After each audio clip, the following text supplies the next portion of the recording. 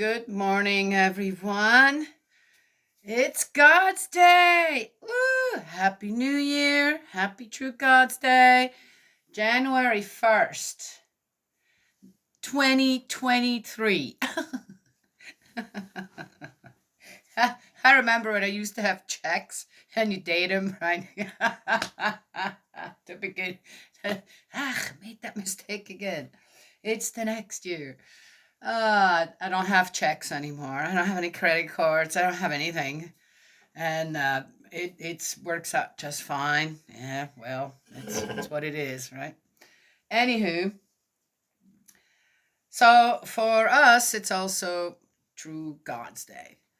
Yes, that was a holiday that I was introduced to in 1986. 1987.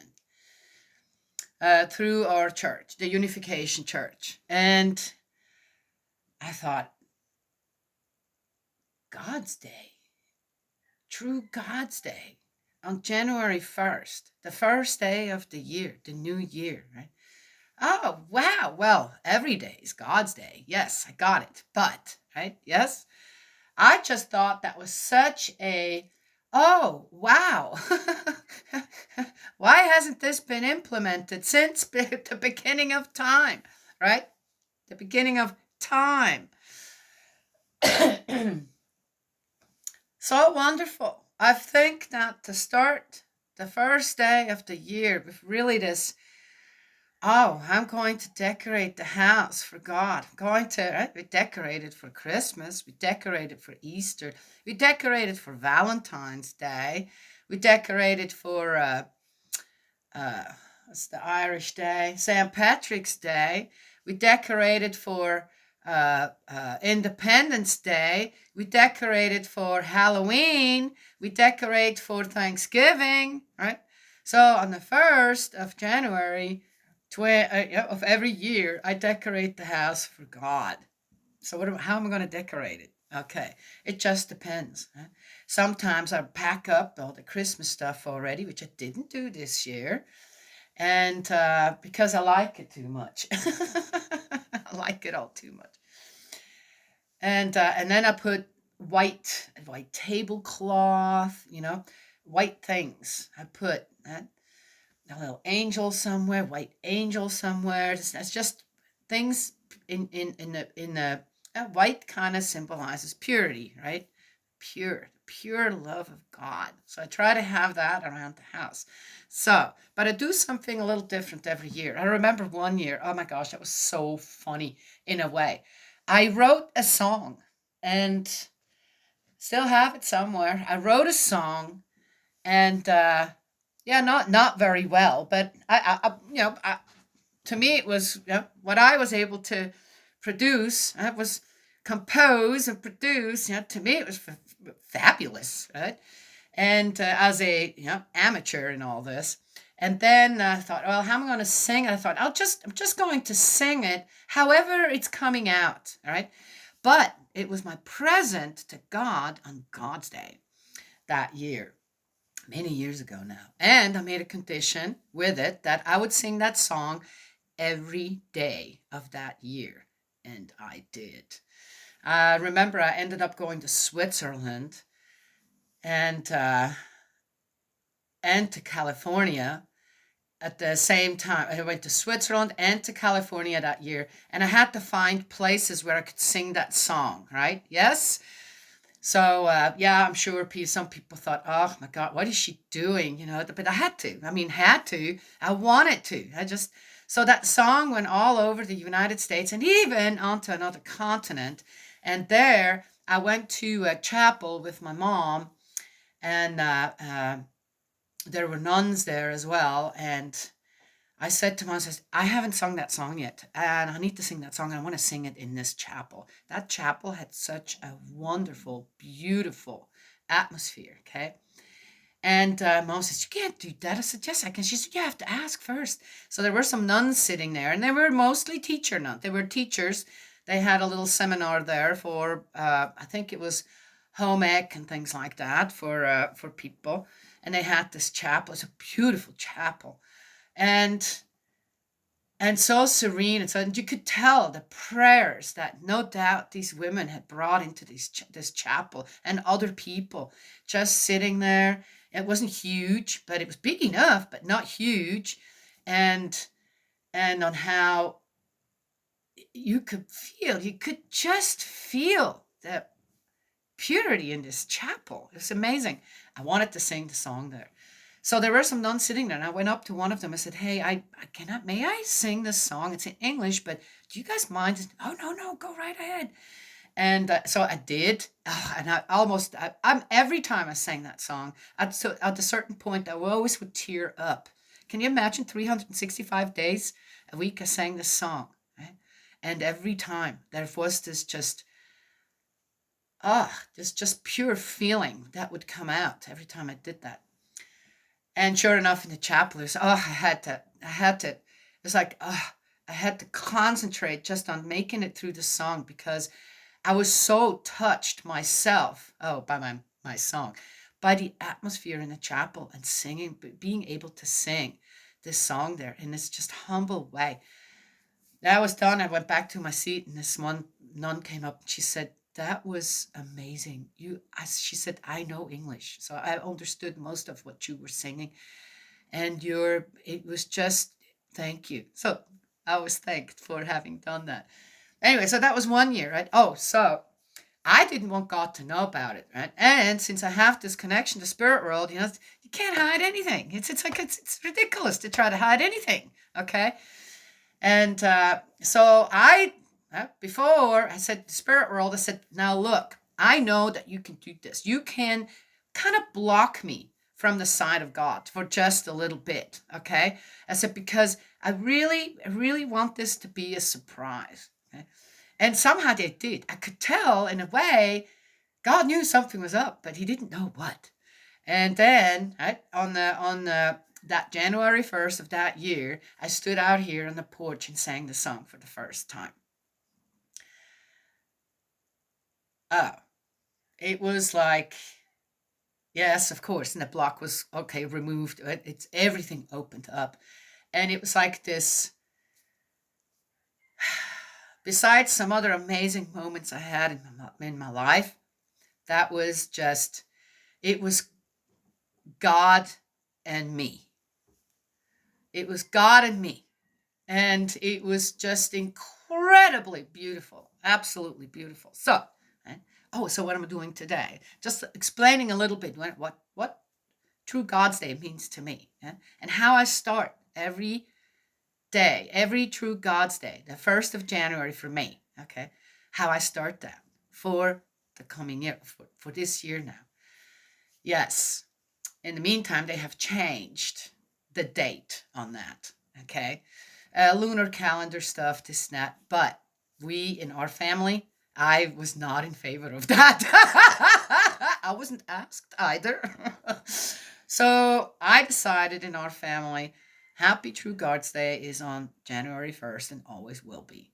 I think that you can choose your own Happy True God's Day if you want to do that, okay?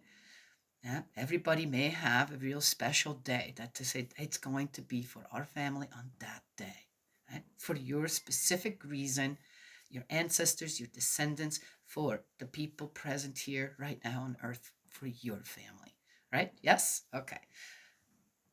Hey. So today, the first time, I'm going to start my seedlings a little earlier than I usually do. But I decided, because it's been so warm, yes, I know it's going to get cold again, but I decided to make little greenhouses out of bottles like this, actually. See this? I saved them all. They all came from when the flood happened here. There was a lot left over, and it was given away to people, and we got a few cases.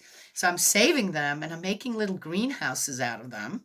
And I'm going to start them all here out on the porch. It's too dark in our house to do it. I tried it every which way. It worked pretty well in the garage, but we have the garage partly closed off as well now. So I'm going to start them all, and I'm going to put them all out there on the porch, because I believe that seedlings, if they're covered like this, the frost can't really get to it per se, and if they grow up with being having the strength through the cold, they're going to be strong seedlings, right? Yes, for my garden then to plant. That's what I'm going to do today for Happy True God's Day, for God's Day. Yes, and I think they're going to be all really, really blessed plants, and I think that it's something that pleases my heavenly parent. Uh, and first of all, do the work, then entrust the seeds to Him to grow. Yes, of course, I have to care for them as well, but right, yes, and the start of it is today. Yeah? Yes, well, just saying, that's just me. All right, let's get to Exodus. Talked enough.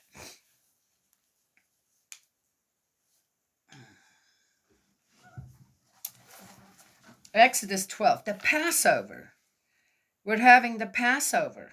Oh, well, that's, of course, in the Old Testament. The Passover is a big thing. Exodus 12. Yahweh said to Moses and Aaron in Egypt, "This month must be the first of all the months for you, the first month of your year." Oh. Speak to the whole community of Israel and say, "On the 10th day of this month, each man must take an animal from the flock for his family, one animal for each household.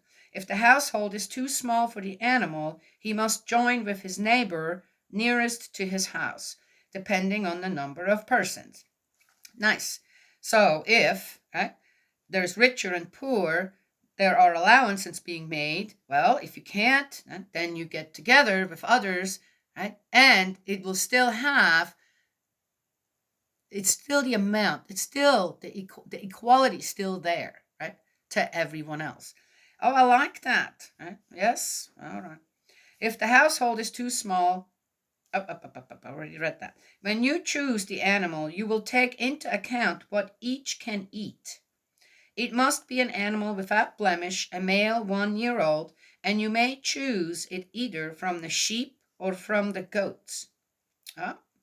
You may keep it all the 14th day of the month, when the whole assembly of the community of Israel will slaughter it at twilight. Some of the blood must then be taken and, here we go, and put on both doorposts and the lintel of the houses where it is eaten. It's almost as if God's, they are going to be driven out this time. So I'm going to make sure that they can follow instructions as well, right? Yes? Yeah. Yeah. As I said, it's a weird one. Go and kill people. I don't know. Can't see God do that. What else is the story trying to tell us? That night, the flesh must be eaten, roasted over the fire. It must be eaten with unleavened bread and bitter herbs. Do not eat any of it raw or boiled in water, but roasted over the fire, with the head, feet, and entrails. You must not leave any of it over till the morning. Whatever is left till morning you must burn. This is how you must eat it, with a belt around your waist, your sandals on your feet, and your staff in your hand. You must eat it hurriedly. It is a Passover in Yahweh's honor. That night I shall go through Egypt and strike down all the firstborn in Egypt, men and beasts alike. I did not know that the Passover actually came from this.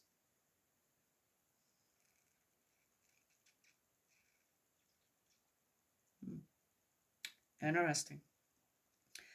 And shall execute justice on all the gods of Egypt. I, Yahweh. The blood will be a sign for you on the houses where you are. When I see the blood, I shall pass over you, and you will escape.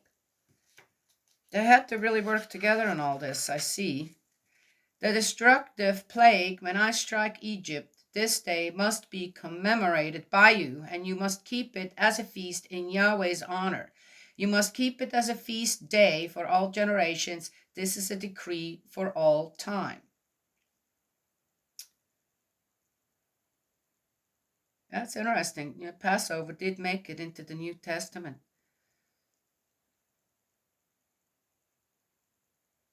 Oh, by whom? Interesting. Mm.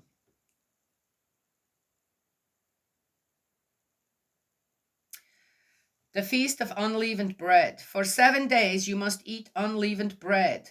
On the first day you must clean the leaven out of your houses. For anyone who eats leavened bread from the first to the 7th day must be outlawed from Israel.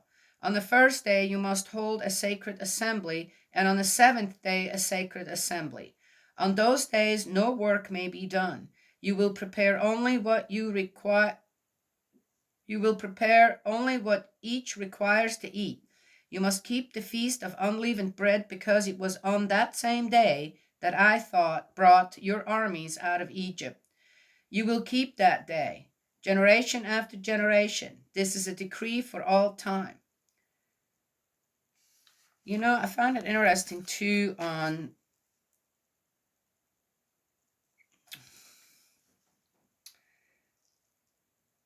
how this is set up. I could see two ways, right? Yes, the way of there has to still be a way to control the people. So is this really from God? Did this really come from God? Maybe. Yeah. I don't know. I wasn't there. Right? And or is it to remember, right, the suffering that went actually through Egypt for Israel, for the Israelites to be able to leave? What is it? Is that a joyful? Should that be a joyful time, or a time of reflection over the suffering that had to happen in order for God's people to be free? Do you know what I mean? Is that a little odd? As I said, it depends, I guess, on how you know God, right? If you know God as a vengeful God, a God that will strike, you down, this now, or people down that you want stricken down, per se, then I guess you're going to go with a story like this according to how it feels. Just, yeah, yeah, see, this is what happened, right? But if you know a loving God, a God that wants to restore everyone, right? Every child, good or bad. Sometimes even good children need a little restoring, right? Yes. Then consistency, right, is a big thing.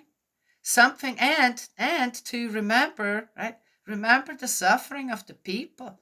Not just going to give you these holidays to go have fun. This not. It's time to reflect, right? Of you, about your ancestors as well, right? All for all time afterwards. Remember your ancestors. Yes, don't forget the ones that have passed away. And what was the suffering there? Either to the person or the person giving the suffering, right? Giving, inflicting the suffering. So, what is it? Oh, God could be both. Yeah, no, heaven's laws don't change. I, I would say again, just depends on how one wants things to fit in their own life, right? Without God's point of view sometimes, right? Yes, just saying. Okay, I believe in the loving God, so not the vengeful one.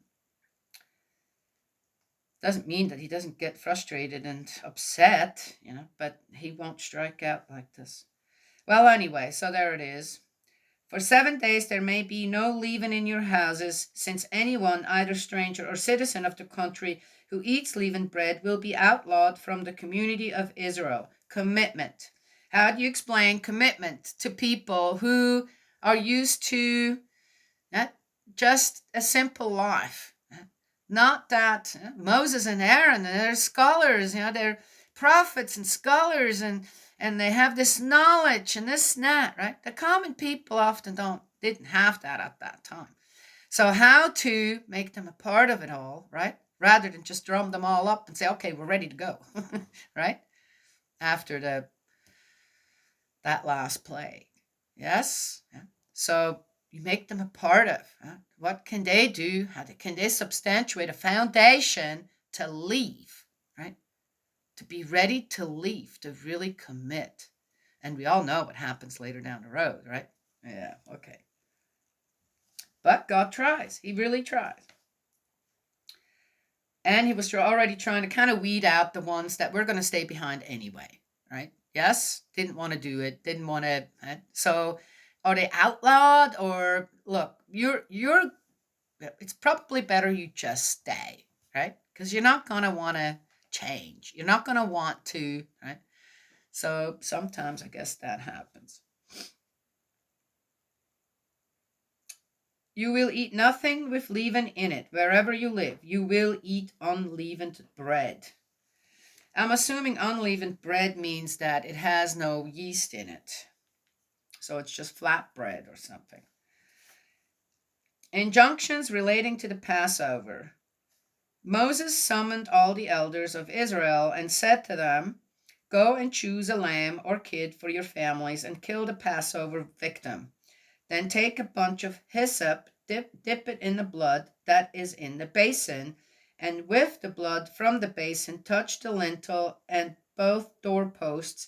Then let none of you venture out of the house till morning. Then when Yahweh goes through Egypt to strike it, and sees the blood on the lintel and on both doorposts, he will pass over the door." Oh, that Passover, there we go. "And not allow the destroyer to enter your homes and strike. You will observe this as a decree binding you and your children for all time. And when you have entered the country which Yahweh will give you, as he has promised, you will observe this ritual. And when your children ask you, 'What does this ritual mean?' you will tell them it is the Passover sacrifice in honor of Yahweh, who passed over the houses of the Israelites in Egypt and struck Egypt but spared our houses. And the people bowed in worship. The Israelites then went away and did as Yahweh had ordered Moses and Aaron." Oh, this is a long one. Oh, here we go now. All right. There are certain things done in certain ways, and then they turn out good. And if one doesn't, then there are consequences. Yeah. I mean, regardless, I think when we look in our own life, we know that is true, right? Yes? Yeah. The 10th plague, death of the firstborn. And at midnight, Yahweh struck down all the firstborn in Egypt, from the firstborn of Pharaoh, heir to his throne, to the firstborn of the prisoner in the dungeon, and the firstborn of all the livestock. Pharaoh and all his officials and all the Egyptians got up in the night, and there was great wailing in Egypt, for there was not a house without its dead. It was still dark when Pharaoh summoned Moses and Aaron and said, "Up, leave my subject, you and the Israelites. Go and worship Yahweh as you have asked, and take your flocks and herds as you have asked, and go, please, and bless me too. And bless me too." Oh, that's always an odd one. The Egyptians urged the people on and hurried them out of the country, because they said, "Otherwise we shall all be dead."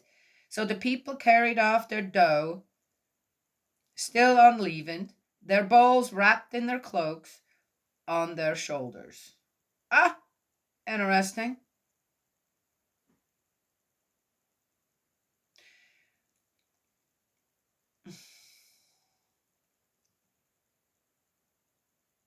There's all kinds of stuff that goes through my mind.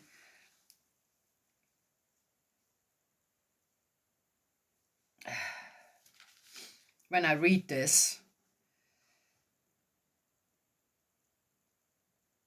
and we better just keep reading. The Egyptians plundered. The Israelites did as Moses had told them and asked the Egyptians for silver and golden jewelry and clothing. I bet you that. Okay, we've read this a couple of times already. I guess by then they were just, okay, we're just going to give them whatever. Yahweh made the Egyptians so much impressed with the people that they gave them what they asked, so they despoiled the Egyptians. Israel's departure. The Israelites left Ramesses for Succoth, about 600,000 on the march. What? 600,000? Well, there we go. We got a number, guys. On the march. Men, that is, not counting their families. 600,000 at that time? Man, that's a big crowd. Just the guys. A mixed crowd of people went with them, and flocks and herds, quantities of livestock. And with the dough which they had brought from Egypt, they baked unleavened cakes, because the dough had not risen, since they had been driven out of Egypt without time to linger or to prepare food for themselves. The time that the Israelites spent in Egypt was 430 years. And on the very day the 430 years ended, all Yahweh's armies left Egypt. The night when Yahweh kept vigil to bring them out of Egypt must be kept as a vigil in honor of Yahweh by all Israelites for all generations. Oh.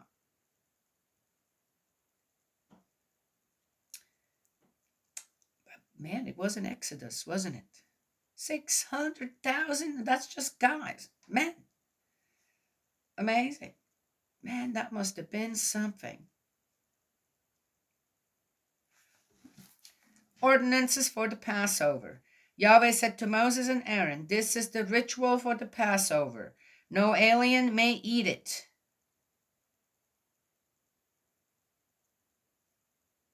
But any slave bought for money may eat it, once you have circumcised him." See, I don't, okay. Now, what I hear now is somebody putting something in there because, okay, all right. Not going to go there. It must be eaten in one house alone. You will not take any of the meat out of the house, nor may you break any of its bones. The whole community of Israel must keep it. Should a stranger residing with you wish to keep the Passover in honor of Yahweh, all the males of his household must be circumcised. He will then be allowed to keep it and will count as a citizen of the country. But no uncircumcised person may eat it.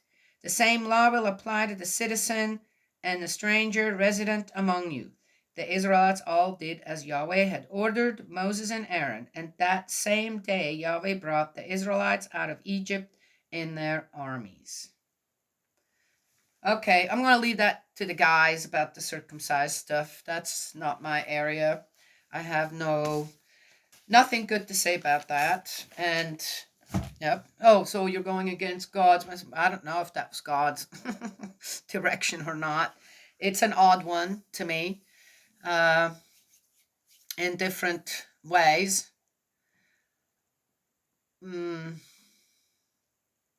Yet that was a big. That was a big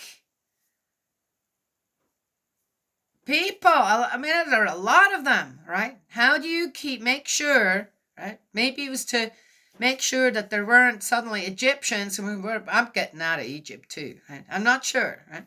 And they had slave girls, still had slave girls, slaves, okay, or slaves. Yeah, okay. I don't know how to look at that. How certain is this all really God inspired? Is it? I think there's just lessons to learn again. And I think the main lesson in that one again is if you walk your life with God, when you remember where the blessings come from, where you don't have to be constantly reminded, and you're grateful for these blessings as well. And sometimes certain things come along with it. You take that on too, right? That aren't so great. You don't consider a blessing. Can't see the blessing yet, right? Then I think if one cannot do that, right, in their lives and see, does God exist? Just study up on nature a little bit. Just a little. If you're more into, physical science and stuff, study the body of a human being. And you're going to go, oh, wow, what? Yeah, how's this? Okay. And you realize that, the question, is there a God, is a bit silly. To me, it is. It's silly. Yet, again, when we turn away from that and abuse life in every which way, I just saw one where, okay, I'm not even going to get, why am I getting into that? Not today. Just sad to see on how people are so unwilling to take good care of their animals. Not even, okay, just saying. One one area. So many abused animals. It's unbelievable. It's unbelievable to me. And so then there are consequences to that, right? Yes, even for the people around them who are not saying anything. Don't stop it. Yes. So, okay, a little guidance again. So, one thing I've mentioned in the last few days, rather than trying to get rid of a bad habit, how about a good one that you have? Good things in your life. Elevate those. Get better at those, right? Be courageous out there and teach people, right, about God, about God's blessings, about God's love. Yes? That's one thing I want to get better at. Yes? But there are many other different things people are so wonderful at, right? And to pay attention, to concentrate on making things in your life that are good even better. And then somehow the bad habits, the bad things, or things you're not so happy with, or this, they fall away as well. They also slowly get restored. Yes? Okay, just saying. One more time. Happy True God's Day, January 1st, 2023, and a Happy New Year to all of you as well. Here I got candle going. That's another one. This is for the world. CC bought those for Christmas. Still have some in there, so I'm burning that today for all the people in the world. Then I have one for all the spirit people as well. It's over there hanging on the wall. All right. One more time. God's love and blessings always. May He protect you, and I will talk to you all another time.